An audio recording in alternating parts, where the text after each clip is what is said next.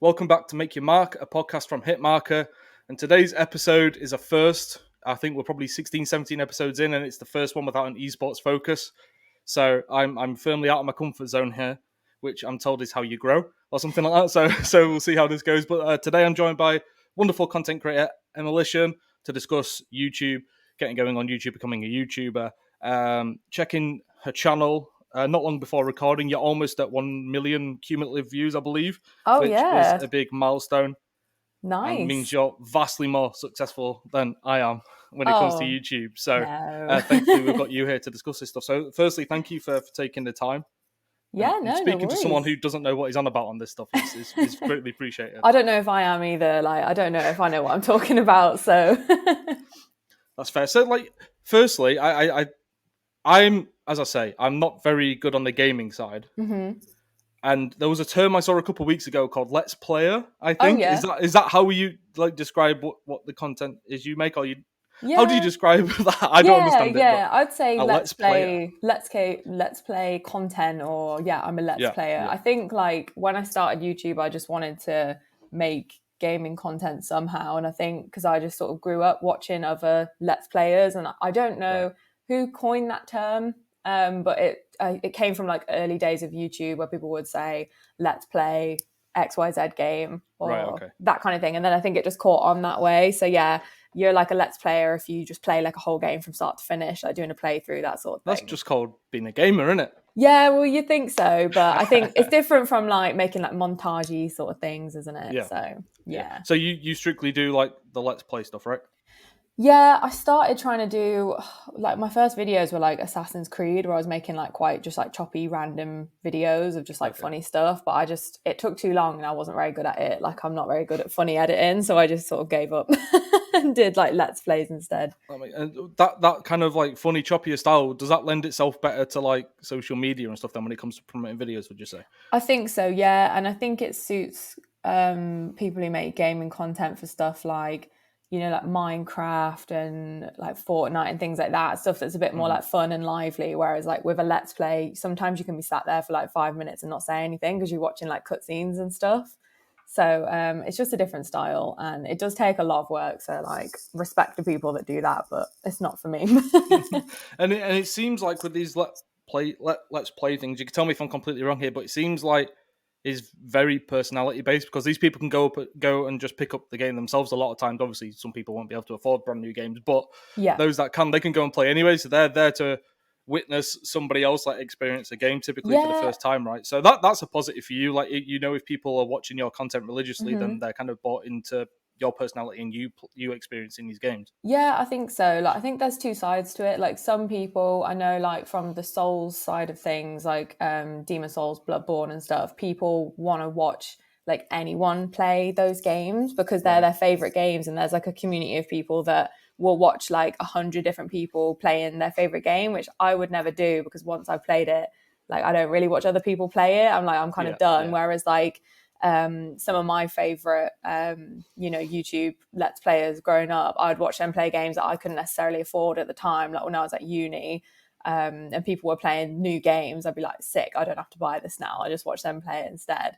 Mm. And it would always be someone that I really like their personality. So yeah, I think there's two sides to that. And it is mad that people will happily watch me for like 3 hours. I find that crazy because I couldn't watch me for 3 hours.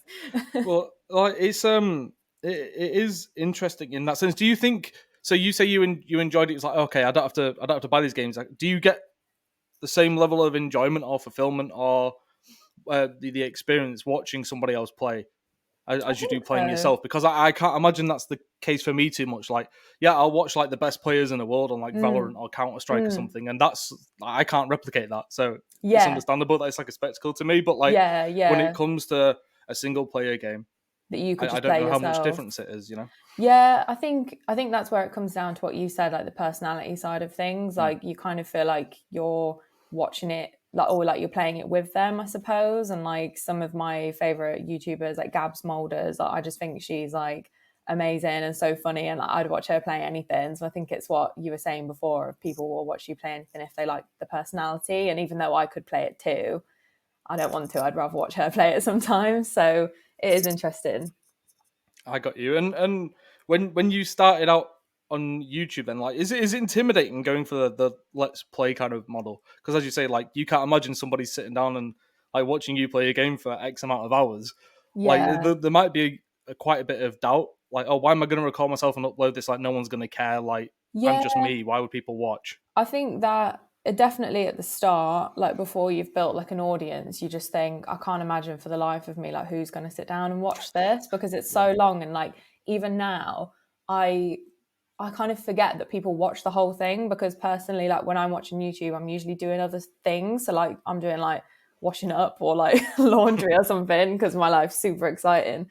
But I'm not necessarily paying attention. So people will like comment on things that I've said that I didn't even notice I've said. And so you kind of realize that you're under a bit of a microscope and people are actually listening to everything you say. So you think, I don't know, it's just quite crazy when you think people are paying attention to the whole thing. Maybe that's just my attention span, but I don't think that I could pay attention for that long, if that makes sense. So it is weird. And I don't think it's intimidating, but I think to do this, like you can't get intimidated, because you're being, you're putting yourself on the internet for like thousands of people.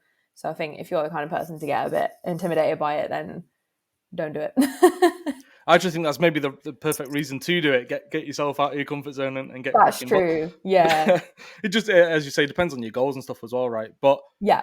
When we think, well, I've been researching YouTube a lot, I guess, since I started this job, because I want the videos to reach as many people as possible, Yeah, of course, right? Yeah. So best practices and stuff. And when we think of like viewer retention, like Mr. Beast style videos, I know it's not gaming, but tend to get brought up the most. They're very choppy, like the first 3 seconds, the premise of the video, right? But then also conversely, something I think is not mentioned a lot is like longer form content. So you'll say like podcasts, like love him or not, hate him, whatever. Joe Rogan, controversial figure, but he'll record a 3-hour podcast where it's just him talking about like aliens and whether COVID's real or whatever it may be, right?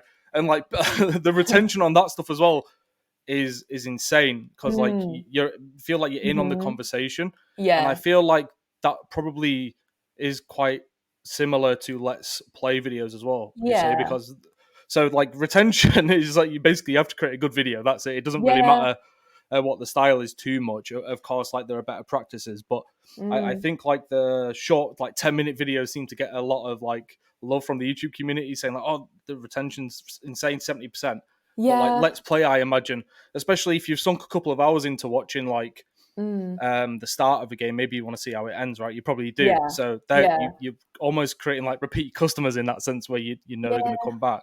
Yeah, I think it's like a different style. Like I'd say the videos like Mr. Beast, where he's doing like these random crazy ideas with this insane editing, that is made to reach as many people as possible. Not necessarily the existing audience, although I'm sure the existing audience do like it as well. But that is made to like maximize like where it goes on YouTube. It needs to go everywhere. Whereas like I don't make my videos thinking, okay, like let's whore myself out to the algorithm, let's get as many new people as possible. I'm thinking about the people that are already there and what they'll enjoy.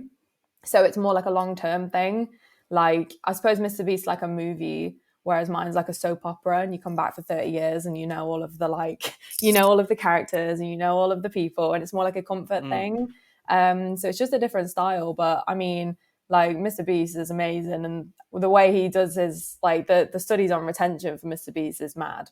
And I just don't think that really lends itself to this style of content. So I just think you've got to like, take that into consideration. So it's interesting, definitely. That was a good analogy. But yeah, I guess wanted to just make note that it's not only like his style of videos that can keep people engaged for a long time, and in fact, as you say, like yours can actually is more long term. Well, his is short term virality, right? Yours is like you're going into a niche because a game is inherently a niche, right? But you like it's a very targeted audience that way, whereas this is broad as anything.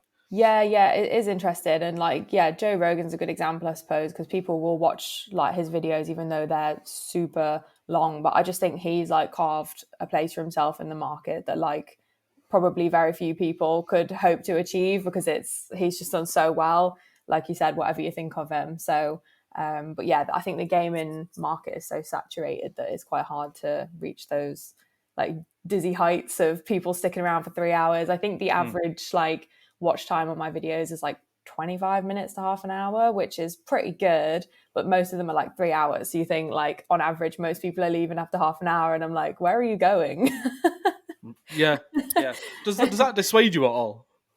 Not really, no. I think it's just one of them. Like, it could be anything, like your friend clicking on the video to give you a like and then closing it. They don't realize they've just created a 10-second watch time for you, and that drags your whole thing down. So I think, like, obviously it's important to look at your analytics and stuff to an extent, but I definitely think getting bogged down in it's just going to hold you back, because it shouldn't be the reason you're doing it to start out with. Like, I think when you're like a smaller channel, you shouldn't really care too much about that kind of thing, because it's more about your motivation, and I think all that's going to do is demotivate you. So that's what I think anyway. So were you that way inclined, I guess, in approach to YouTube when you started out? Like, was it just a case of, I'm just going to put this stuff out and enjoy it, and that's that? Or did you go in with a set target of what you were going to achieve? I think I definitely just went in and said, like, I'm just going to do what I enjoy. Obviously you're going to have goals. Like, I want to reach like 1,000 subscribers by the end of the year. I think I ended up reaching like 5. So I was like, this is crazy. And then, you know, I think you've got to have goals, because for people to say like they don't care and they're just doing whatever is like a lie, because everyone cares. And I think that you don't do YouTube and things like that unless you care about your success to an extent. Like, I think it does attract people who want to do well and want to, you know, make good content. So I think you've just got to find a balance. So for me, I was like, I'm going to have goals, but if I don't reach them, I'm not going to beat myself up about it. But I have reached them all so far, so it's easy for me to say. Yeah, I was just like, literally all, like, you're probably like 2 videos or something away from that 1 million mark, or maybe like 2-3 days away. I was checking earlier on, I was like, that's not that bad. Would be really cool. Yeah, it would be cool. I've probably got a max of like 20k or something on mine. I don't know. I don't even dare check. Yeah, it's to be honest with you, but I've never applied myself fully to trying to do that stuff, and I've always been like, as I say, I'm not a huge gamer these days, so it would always just be like podcasty stuff, and again, like, nobody really wants to listen to me rabbit on for an hour with someone else, you know, unless it's the other person talking the entire time. As the, like, the value here comes from like the guests, so I can justify that. But what did you do for discoverability at the start? As you say, you had these goals, but when you start at the beginning, like, you're not really tapped into the algorithm at all, and also you're probably not as clued up just generally and strategically as you are now, because obviously you've gone through it and improved over time. So how do you go about like getting those first like sets of views and subscribers? Because that seems to be the huge challenge, right? Discoverability and getting people to stick around. I think like getting a float at first was important. So, like, you know how buskers get like 10 quid and chuck it in their guitar case just so it looks like they've got money already, and then you add more. I did that but with my friends and family. So I was like, can you subscribe to like make me look like people care? And then, you know, people see you've already got subscribers, so they're more likely to subscribe, that sort of thing. So just starting with like friends and family, and then discoverability. I mean, I played obviously Assassin's Creed and then Little Hope to start with. So they're just 2 completely different games. Like, Assassin's Creed is Assassin's Creed, and then Little Hope's like a horror game. So I was just trying to see what I enjoyed making, and I didn't enjoy making Assassin's Creed videos. So then I did enjoy making the horror game, which was a let's play. So I was like, cool, I can make that. I'm good at that. Let's do that thing. And then I decided to grab Returnal, which is one of the first like PS5 exclusives that came out. Absolutely love that. And I think there weren't really many Let's Plays or any Let's Plays of that on YouTube at the time. So it started bringing a more like niche audience, I suppose, of people being like, oh, this is cool. And one of the main things I used was Reddit. I went on the Returnal Reddit and I was sharing my just like clips of me beating the bosses and things like that. I wasn't saying like, oh, go subscribe to my channel, because I think that's against the like terms and stuff. But I was like, you know, heavily being like, look at my video, I'm so good. And then people would comment and say, do you stream? And I'd be like, yes, kind of. So found quite a few people on Reddit as well.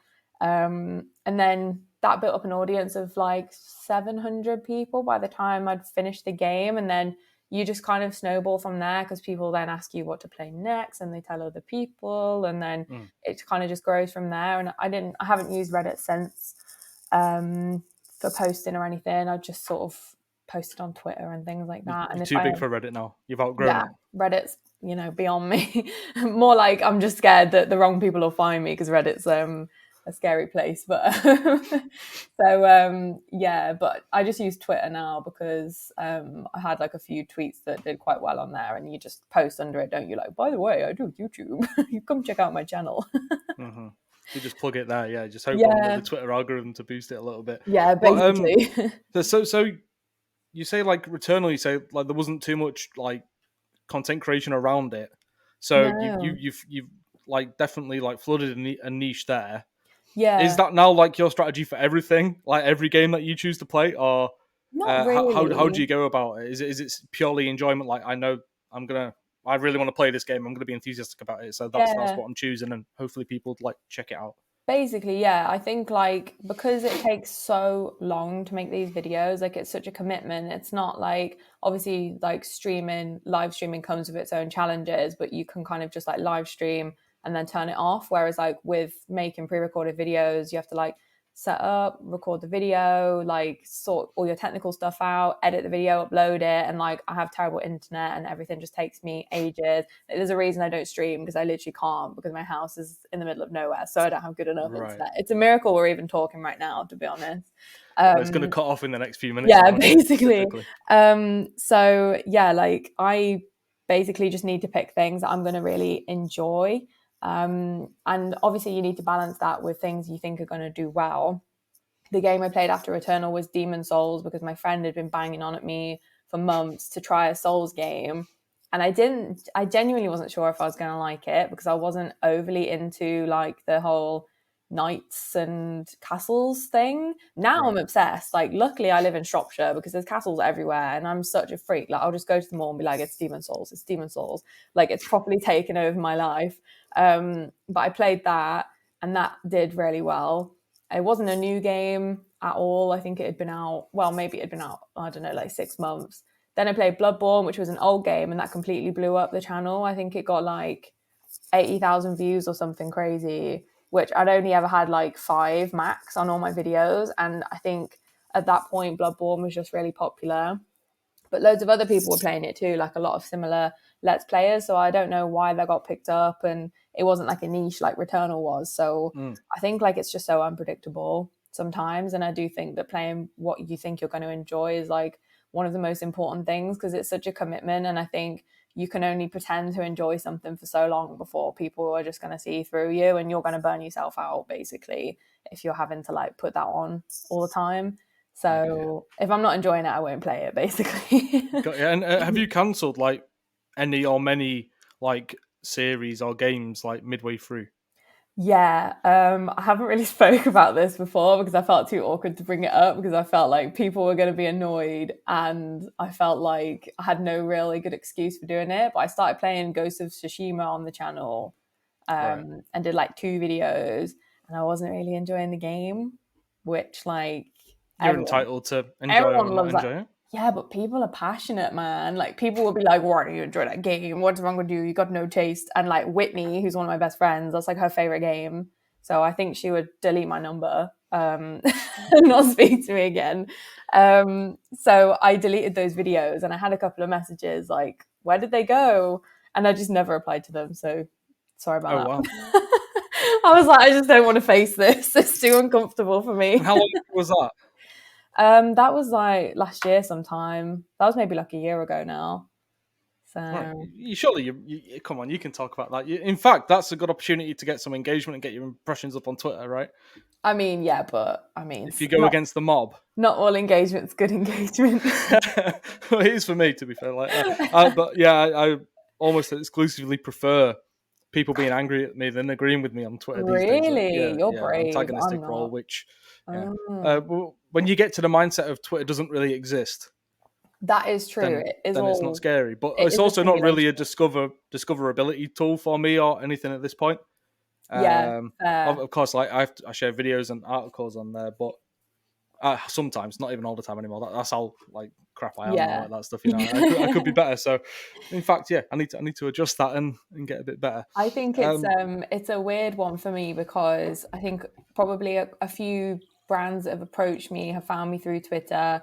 I got a lot of devs following me on Twitter. I know that one of the designers for Ghost of Tsushima follows me on Twitter, and it's not that I don't think it's an awesome game, it's just that I didn't enjoy it. So I don't want to be like, oh, this game's crap, blah blah blah blah, because like I feel like I'm a professional. I think I'm a professional, and I've got a network, and you want to be respectful to an extent. So I don't want to like, you know, say something I may regret. And I'm also not very good at articulating myself. So like I said, I had no excuse for not liking it. It just wasn't clicking with me. So yeah, it's one of them where you're just like, I just be silent for a year and hope it goes away. So what you're saying is I definitely shouldn't like clip that part and just use that to promote this episode or anything. I'd rather you didn't, but it's your brand. You do what you want. No. That's if this podcast was for me and not for Hitmarker, then there's always the potential. No, you seem sound, so I would not do that. Actually, I take that back entirely. But you say like the amount of time investment it takes for these videos, right? Which I guess kind of makes it scary to cancel series sometimes. Oh, actually, no, to keep going with series that you're not enjoying. Like that's a huge time investment to carry on. But so how did you find like the right cadence and schedule for you to kind of be consistent? It was tough, I think. Like when you start getting even like a small audience, like I'd say like even when I had like barely any audience, like they still mean a lot to you and you still want to like deliver what you say you're going to deliver. So it's really hard when you don't have a schedule pinned down because you feel like you're letting people down, and that's like quite hard. I think that's quite a hard thing to deal with. Like if you don't put a video up when you say you will, you're there like, I've ruined someone's day. Like I remember getting a message once, I didn't post a video and someone was like, what am I going to eat my dinner with now? And I was like, oh my God, I've ruined this man's dinner. I have ruined this man's dinner. And I think it was just quite hard because I work full time, like my day job as well. It was hard to figure out how to work around that and get a schedule in place. But I think for me, it was just picking a day where I was going to have a video up. It didn't matter like what game it was or whatever. It was just like, pick the day. For me, I usually put a video up on Sunday. I was trying to play too many games at once as well, which was a problem. So at one point I had 3 on the go and it's just not doable. So I had like Elden Ring Sundays for the longest time, which just finished, which is very sad. But then I'll replace that with a new game on a Sunday. So I know like it doesn't matter what I'm doing in the week, as long as I get it up on Sunday, then it's fine. And I've kind of come to terms with the fact that the world isn't going to explode if I don't upload a video on a Sunday. So if I can't do it, I just put a message out and just say no video this week sort of thing. And then I think as long as you're managing expectations, it's not too bad, because I think before you do this, you don't realize there's a big community management thing involved in it and like setting expectations, like I said, and that's something you don't anticipate at the start. So I think as long as you're transparent, then it's not an issue. But it took a while to get to that point. I just felt bad all the time for not posting when I thought I would, which isn't great. No, but I think like once you start getting some momentum, especially, you're probably more likely to want to like over deliver on what is actually reasonable, because you one, don't want to lose that momentum you've got, and 2, you want to, like in theory, if I'm doing 1 video a week and everything's going well, if I did 3 videos a week, then that's triple the growth, which typically isn't going to be the case. But that seems to be a trap. And then obviously, like as you say, like you basically burn yourself out and it becomes unsustainable. 100%. And then there's no consistency, and in fact, you're doing a disservice to, as you say, like the community. Yeah, exactly. And I think like to start with, I was trying to get monetized. So I think to get monetized, you need 4,000 watch hours. So I was like, I just need to throw as much at this channel as I possibly can, because the more that's there, the more people are going to watch. But then people who subscribe think, oh cool, she uploads 5 videos a week, and then it's like, you don't do that. So you're just setting yourself into a trap. Like it's better to take another 2 months to get monetized than to build a community of people that are expecting you to deliver things that you can't. So I did do that for a while, and I just burnt myself out completely, and it's not good, because then you stop enjoying it, and it should be enjoyable, like especially if it's a hobby, like it's meant to be fun. So now I just do one. I've just finished Stray and Elden Ring, and I'm just going to do 1 game for the foreseeable, so I can just relax and just enjoy it. Interesting. I actually enjoy the game instead of like seeing it as like a I don't know, like a burden. Like a chore, almost. You don't want it to become that, right? Exactly. Yeah. Because if you're not enjoying it, then that's probably going to translate. It is. And one thing I've kind of realized more and more with YouTube as I've been more consistent, I suppose, is that it goes back to like what the business people show of like the iceberg, where like it's the tip of the iceberg at the top, and that's like the actual content itself. So that Yes. in your case, it'll be playing the game, right? And that could be an hour long or something. I don't know how long your sessions are, but say like Yeah. an hour to like 2 hours long or something. Yeah. That's a decent chunk of time for a YouTube video as it is, like Yeah. content wise. But then you've got the exporting and editing and uploading and doing the thumbnail and then like basically marketing it and making sure it's out there. So I think people underestimate the amount of like real like time investment it takes and the skills you need outside of being like Hugely. entertaining or good at the game or whatever it may be, whatever your appeal is. Like you build up a lot of skills that you don't necessarily like anticipate needing at the start. Yeah, hugely. You need like social media, graphic design, like an understanding of like technology or like that side of things. So like the algorithm, like tagging and all that sort of stuff. Community management, like I said, is a big part of it as well. Just being a resilient person because you will get bullied and you just need to deal with that. Like that is a big one as well. That's a skill I've learned. I mean, I don't know as well, like the time thing. I can only speak for myself, but if I know I'm going to do a video, like I have to get ready as well. Like I don't want to go on YouTube In what sense? looking like shit. So you have to put So makeup you do on, your hair and all brush that your kind of stuff. hair. Yeah, I it's do my hair and then oh yeah, nice. and then I'm I mean, sorted. it's not like I'm going for brunch, so I don't have to do like full get up. But you don't want to look like crap, so that takes like half an hour as well. Then you got to set all your stuff up, and it's like it's a whole thing. So if I know I'm recording, like I can block out like 4.5 hours basically to do like getting ready, get my office set up because I work in the day in there and then I have to transform it to YouTube mode after work. Right, okay. Then it's like, editing, exporting, that takes forever as well. So it's like a lot of time and then you get this like little 2-hour video at the end and that's it. But it's like a big commitment. So you need to be prepared. So would you say you spend more time doing things for the video than you do actually like playing the game like in the video? I think it depends. Like, I'd say like for Elden Ring, probably no, because I was playing for like 3.5 hours at a time. And then I'd say like all the editing, exporting and stuff. Well, I don't know, because editing doesn't take me that long anymore because I've got used to it. But exporting, I mean, I use a MacBook Pro. It's not like I've got a big PC that does things really quickly. So exporting a 3.5 hour video takes like 5.5 hours. But I just do that when I go to bed. I literally go to bed, export it, and then I upload it in the morning. So you just got to manage your time well. And if you know something's going to take ages, just like go do something else. I don't sit there watching it for 5.5 hours. Like, hurry up. No, that would be annoying. Like, my laptop's not great either, so like I'm not set up for this. Like, I'm actually just using a really crap Dell laptop. Yeah. Hopefully you haven't got any sort of deal with them, so I'm not. No, I have not. It's a really great Dell laptop. The only deal if I you want would to sponsor take, me, is with Apple. So I'm an Apple wanker. Understood. Fair play. I actually switched to Android last year because I was so addicted to Apple that I was like, right, I'm going to use an inferior product just to reduce my screen time, and I can report it works very much, and I still miss iPhones. They're very dear to my heart, and I do That's miss very it. sad. Probably like once a month, I think like, okay, it's time to go back, but then I'm like, no, because I could never do it. I'm like awful. Like when I saw the green iPhone, I was like, I'm getting it. I don't give a shit. So did I need it? No, I didn't. Maybe that's the case with most Apple products. Do I need it? No, because I got one last year. But if I didn't buy this stupid phone, maybe I could buy a PC that exports videos quicker. But there you go. What are you one thing do? at a time, eh? You get your phone, and later on the PC will come, right? Exactly. And shifting a little bit to things that you found that have helped you. Are you aware of any like resources that you've used, whether it's certain YouTubers or particular websites or anything that have helped you with the process? Whether that's, I don't know, like creating the best titles or the best thumbnails or choosing the right kind of content. I'd say like with like choosing titles, thumbnails, things like that. There's no guide, I don't think, for this specific kind of content because it is so reactive. But I just think because I've always watched so much YouTube and I have so many favorite YouTubers, you kind of just have to follow best practices of what your favorite people are doing. Like obviously not copying, but taking inspiration and doing your own thing and like springboarding off that. Like I kind of have seen what's worked over the years.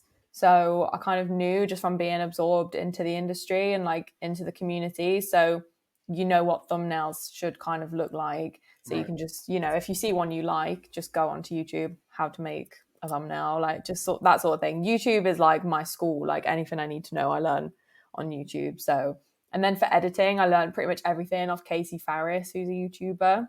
Okay. He uses DaVinci Resolve, which is the editing software I use, and that's free. So that's why I use that. And he literally has videos on how to edit gaming videos. So he's the one I've always used. And anything you need to know, like how to make some in slow motion or something stupid like that, he's got everything. So I learned pretty much everything off him. He's really cool. And like it's all free, which is what we love about YouTube. And obviously the software is free as well.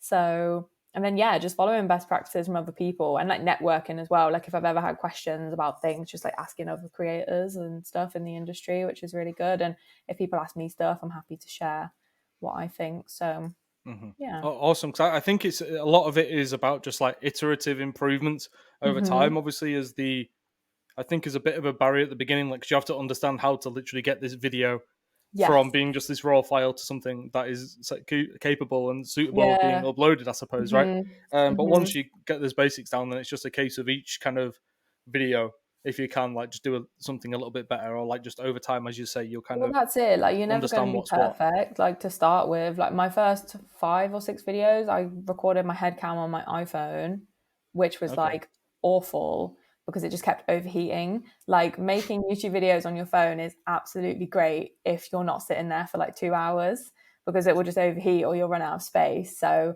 I'd say like even if you just got like a cheaper webcam, that's so much better than using your phone, because I know it's one of them things you always hear, like you can do anything with your iPhone and it's fine. Like you can start YouTube with your iPhone. It's like, yeah, but not gaming, anything but that, because it's not suitable and it's so much better. Go grab a £50 webcam. It will save you heartache and annoyance in the long run.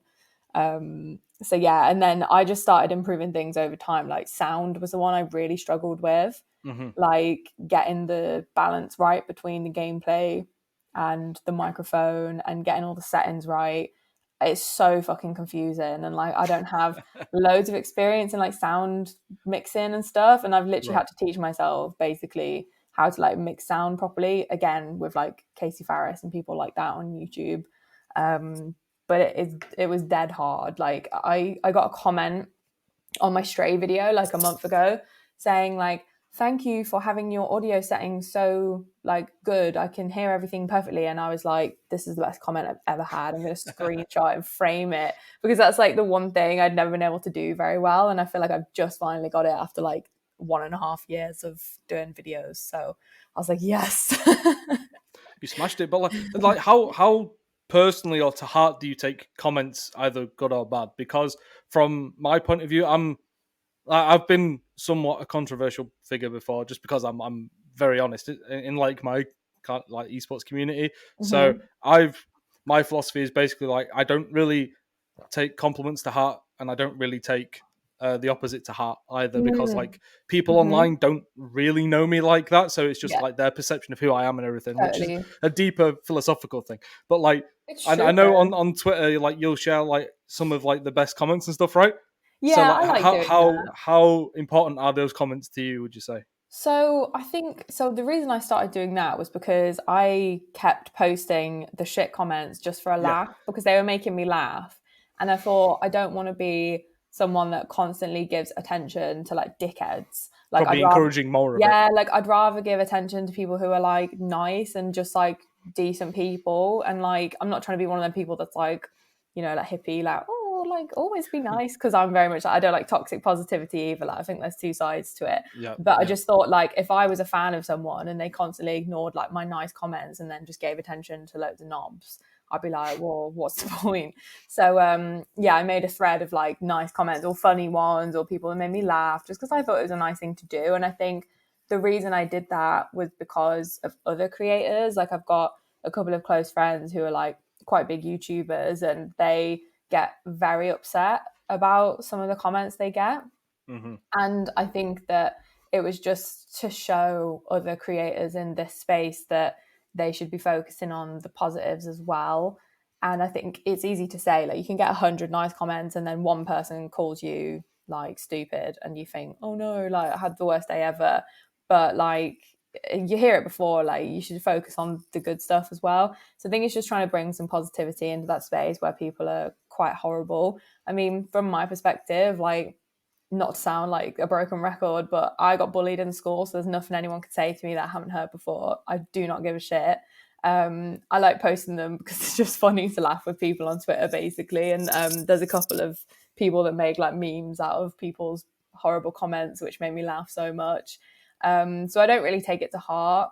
But I do think people in this space, like creators, focus on negativity a lot, and it can become quite toxic. So I think I was just trying to bring some positivity to that, I suppose, and just something nice on the timeline other than someone being a knob, like I said. So again, not very good at expressing myself, but and then those people that feel inclined to like dish you over the internet will see you sharing the positive comments and be like, oh, this big-headed motherfucker, like what they're yeah, doing, just like sharing everyone, like, you know, celebrating them, just boasting about how great they are. You know what I mean? Like yeah. those are the kind of people where like they will find something to be mad at, no People are matter what. always mad. Like if I like when I was playing Bloodborne, I was quite good at it.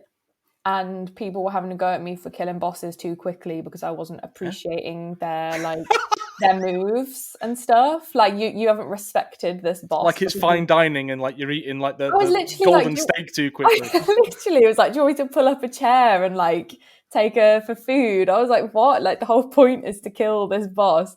And Yeah. then if you take Yeah. too long, they're like, oh, you're shit. You're not doing it right. So it's like people will always have something to say. So there's actually no point in even paying attention. I think the main thing for me is as long as you're safe and no one's like, you know, obviously there's doxing and stuff. Like as long as you're being safe and no one can actually like hurt you or cause you any trouble, just crack on, just mute them. That's what I do. Like you should see the amount of hidden users on my YouTube. It's like longer than my street that I live on. You don't know how long it is, but it's quite long. I'll take your word for that. But like, and then there's the added thing of like women in gaming and content creation on the internet as well. Like they occasionally, some of them, or at a certain time, seem to get more stick for just being who they are, which of course Yeah. is an absolute madness. And there's even like, as you say, like doxing and stuff. There's even instances of like stalkers and stuff now. Where like I think as like Brooke AB, who's part of 100 Thieves, a Yes, I YouTuber and a love her. streamer, and She's I think awesome. Amaranth as well, who I Yeah. hot tub streamer of some sort, right? That's Yeah. as far as I'll describe her there. But like Yeah. they even have like people who are like really abusive and quite Yeah. scary with it, you know? I've seen books, yeah, stuff about stalking. It's absolutely awful. I mean, that's something that I think should worry anyone who's doing stuff online because you Yes, don't know who's yes. going to try and like hack you. You don't know who's going to try and find you. So I'm very careful. Like, not that I think I'm on Brooke's level at all, but you just don't know, do you? Like, No. who's out there. So that's why I don't post much about like my personal life or like Yeah. where I'm going and things. And like, obviously, I have a fiance, and like he knows that I'm not posting him because I'm trying to get like attention and people think I'm single. It's because I don't want people to know who he is and Right. then find who he is and then find who I am, if you know what I mean. So it's kind of I like get just you. keeping that separate because it's nothing to do with like me playing games on YouTube. No, So no. I think it's exactly. something to do with like the tendency for some people to build like parasocial relationships, either positively or negatively, right? But if they're Yeah. spending, well, what they see is like spending hours upon hours with you, Yeah. which is obviously a very one-sided affair in a sense, because Yeah, it's just you and a it is. camera, and then they feel like it's you and them. Like Yeah. some Yeah. people are quite susceptible to that and take it too far, either one way or the other. I think so. And I think that's why you have to be careful that like people don't feel like you owe them anything. And that's why I had to Mm-hmm. catch myself when I was getting pressed about like not uploading videos on times and things. Cause I just think, well, this is like a part of my life and I have like a million other things that I'm doing and Yeah. that people aren't like privy to. So I guess it's just like managing that and not kind of playing into it and thinking, well, hang on, you don't know me. So I appreciate you watching my content and stuff, but like don't get twisted sort of Yeah. thing.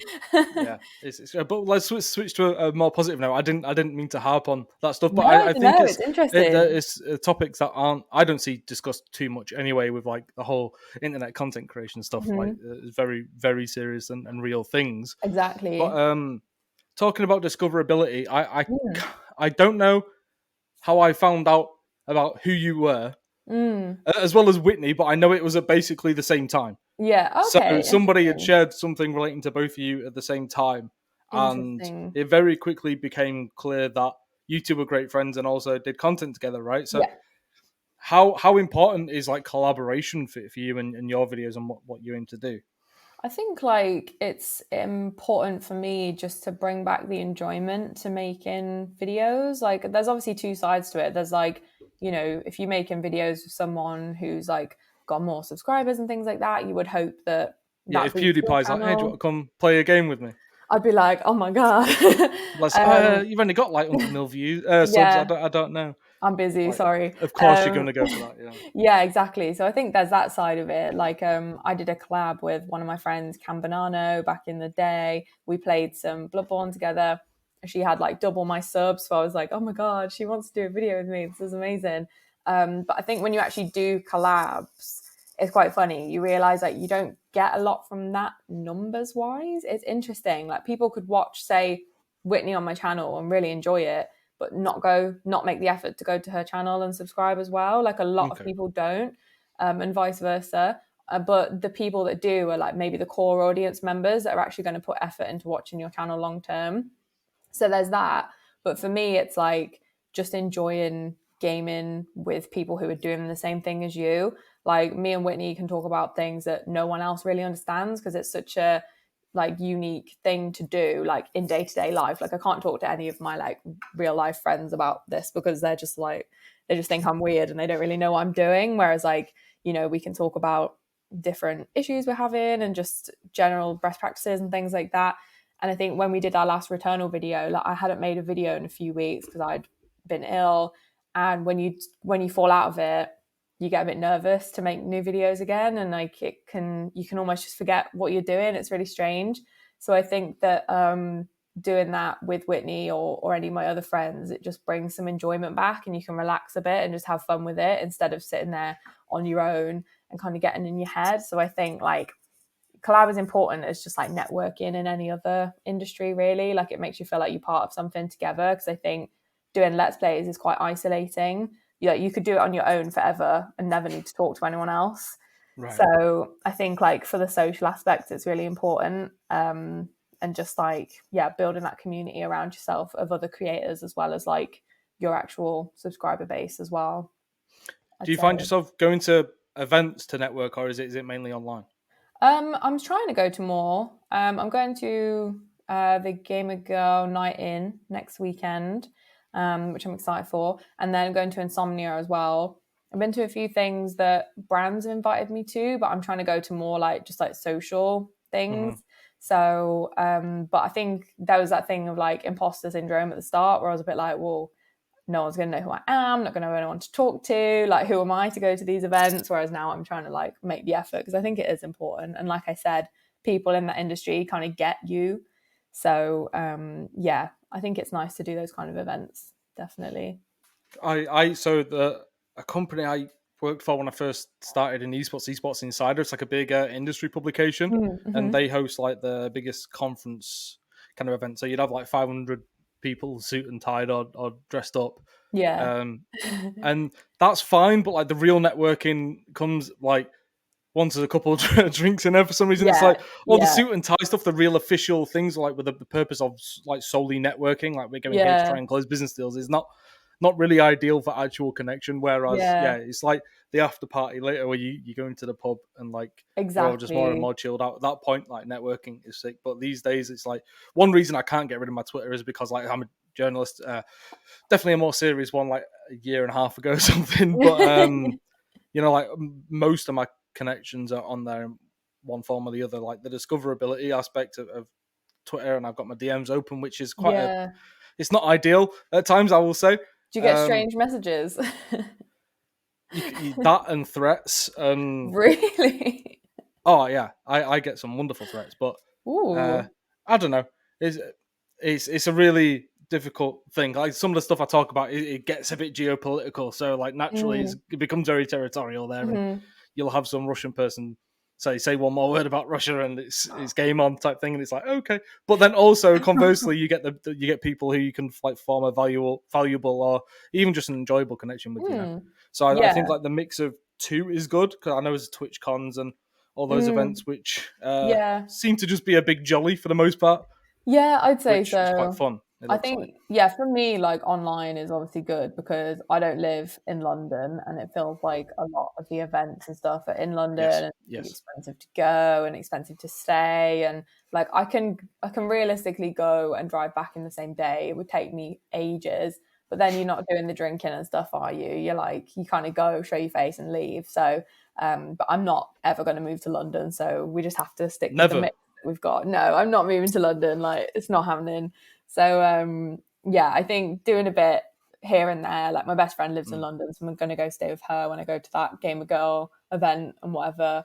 So yeah, I think it's just whatever works for you. Like some people go to everything, but they're usually people that live like in London, Of and course, yeah. that's not me. Well, So when we're in the metaverse, then it doesn't really matter, does it? You can just, I guess, put in some IP yeah, address or something of the sort, and you'll be there. So, exactly. That's where we need to be.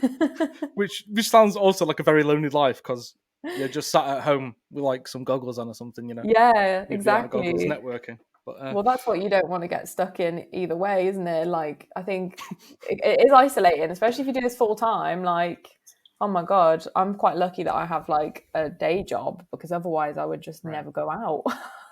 yeah. Well, I quit my job to like go into journalism like 4.5 years ago, and I've worked from home, lived by myself that entire time.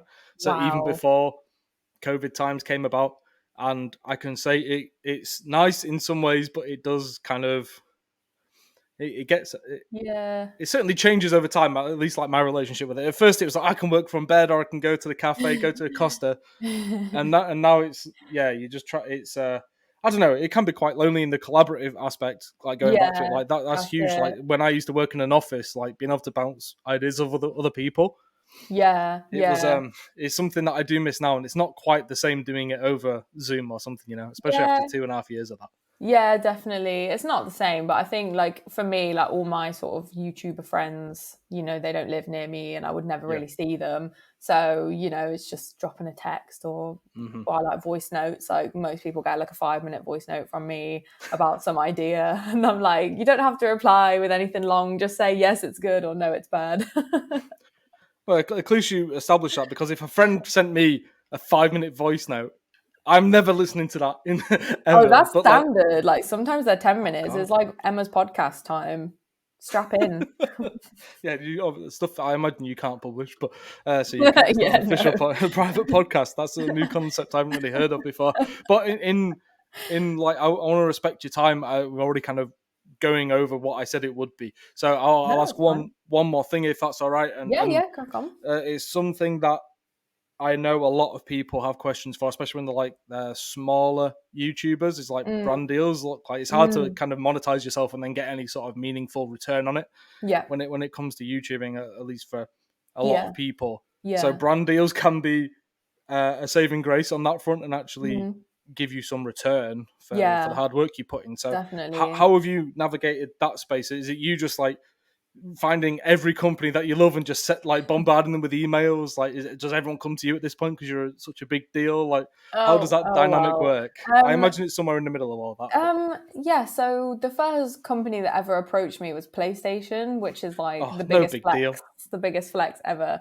That was so random. I only had 700 subscribers at that point. So Okay. that was mad. And I remember getting this email and just like dramatically crawling out of my office and being like, do you think this is real? Yeah, yeah. And it was because they'd seen me playing Returnal with my Apple headphones and they were like, we can't let her play these with Apple headphones. So they sent me the Pulse 3D headset.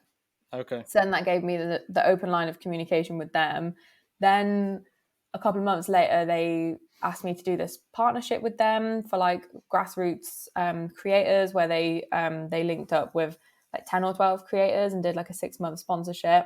And I think them reaching out to me gave me confidence to then be I like, bet. Yeah. okay, maybe people are interested. So then I put together a media kit. My friend Bex Bomb, who works for Xbox, helped me with that. So she's amazing. And I basically went through hers and just took like the stats that I would need. So like, oh, people need to know about, how much engagement rate you've got on all these different platforms. And I think I just put together a kit, like a media kit on Canva, which is also free Mm-hmm. and amazing. And just put like key stats. And I think like most companies, if you approach them and say, can I get a key for your game? It doesn't cost them anything. You're doing free marketing. They're probably going to say yes, even if you don't think your numbers are that big. You just need to have the confidence to approach them. And I think the more you do that, the more it'll just snowball.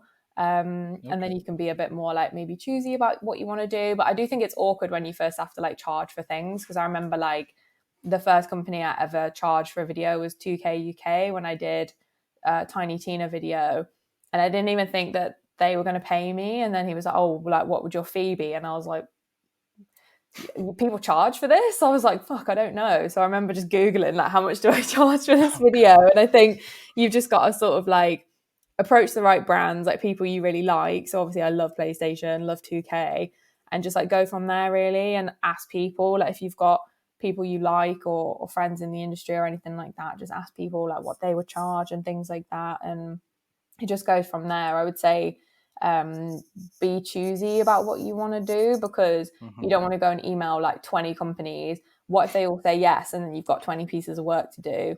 So like you need to kind of be a bit picky about it, I think. So and just make sure you're passionate about it, because I wouldn't want to like approach people I didn't really care about and then have to put low passion content out there, because I think that's quite transparent. So but it is hard. There's no rule book for like getting brand deals as a creator. It's really confusing. So just talking to people and like tweeting. I tweet all the time. Can anyone help me? Well, if you don't ask, you don't get, right? That's it. Exactly. That's the rule of life. So just put yourself out there and just be confident in your own content. And if you are, then the rest should fall into place, I think. Well, the pricing aspect is like severely under addressed from what I can see. Maybe not on the YouTube front, because I'm not integrated into that world too much. But like when I was like freelancing, so like pitching articles to different publications, I would undervalue myself on purpose just to like secure that I can get that byline. I'm on that website, and that builds up my portfolio a bit. And then by the time I'd made a decent name for myself and started like like award nominations and all that bullshit, where you suddenly like you feel validated. You're like, okay, I'm good now. Like like my friends would come to me and say, how much should I charge for this? And like my advice now is literally take what you think you're worth and then like double it. Yeah, exactly. Maybe add like another 10% on that and then pitch them, because you're better going in way too high. Yeah. Well, not way too high, maybe, but too high, and then they'll knock you down.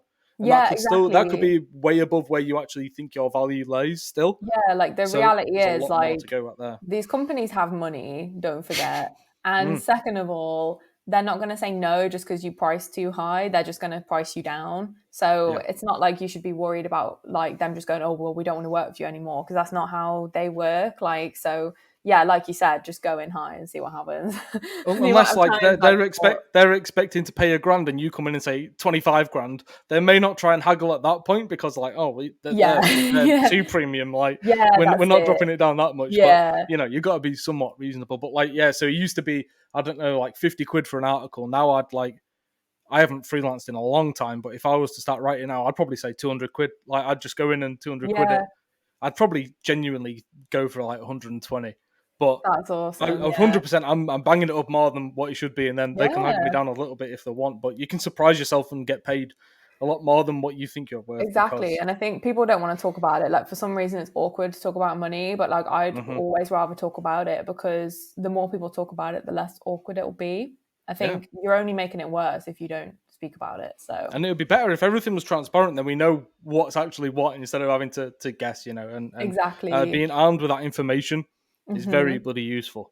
And it stops you maybe getting shafted by some companies and stuff, like, which is because they'll try. They will definitely try. No one like PlayStation would ever do such a thing, of course. Oh no, they were amazing and paid me more than I even asked for. So okay, what's like your ideal partnership or activation? Like, this is the last question. Like, if someone or any company could come to you and say, we want you to do X or Y, like, what would it be? Well, PlayStation was the dream, and I did that. So completed it, mate. Probably completed it, mate. Yeah, probably like Apple. I know I talked about being an Apple wanker. It's quite hard being like a gamer, because Apple aren't associated with gaming, so I don't know how I would ever get into that space. But like if Apple were like, oh, come to a launch event of like the new like MacBook or something, I would lose my mind. That would just be the best.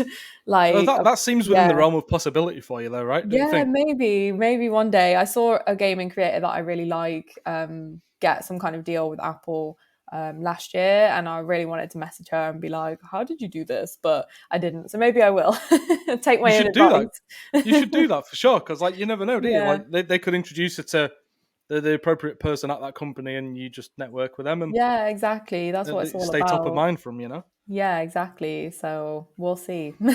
Well, thank you very much for taking the time out. I've used more of your time than I said I would, Yeah, so don't I worry. It's been good. sincerely apologise for that. No, don't worry. I've got a habit of doing that in these past few episodes. I've always told myself like it's going to be a tight 40 minutes, and it's almost an hour, and I'm It's like, oh good. god, It's nice. It's good to have a chat. yeah. And I would also rather have like I'd rather over record than under record, and then be like, oh, I wish I asked X, Y, Z, and we didn't really touch on anything to do with the topic, you know. So, Yeah, um, exactly. for us, an opportunity for you to plug anything you wish to plug within reason. Nothing political, probably would be nice. But just shout out Um, whatever you wish to shout out, your channels or yeah, anything, just go subscribe, please. I'm almost at 13,000, so that would be awesome. and you'll be at that million mark view wise very soon as well. Yeah, So exactly. And let's follow go me on run it up Twitter and go because refresh some videos. I'm hilarious, so follow me. There you go. That the perfect call to action. That was the first non esportsy podcast for Hitmarker. Make Your Mark a big deal for me because I've pigeonholed myself for a long while now. So hopefully everyone who watched and listened enjoyed. It's on all the major audio platforms as well as YouTube. We'll see you next episode. Cheers.